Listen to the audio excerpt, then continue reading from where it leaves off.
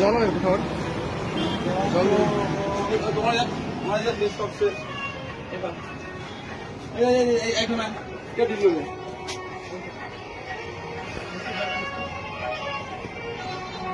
সারাদিনে হারিয়ে গেছে জল খেলে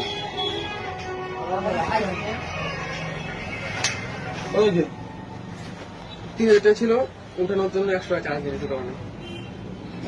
বলতে হবে কথা বলছিলাম। হ্যাঁ স্যার বলছিলাম না না 3000 কথা হচ্ছে 3000 কথা হচ্ছে ডাক দিন নাই নাই আমাদের 1 টাকা নেই আর যা ছিল একদম খালি পকেটে একদম কিচ্ছু নেই।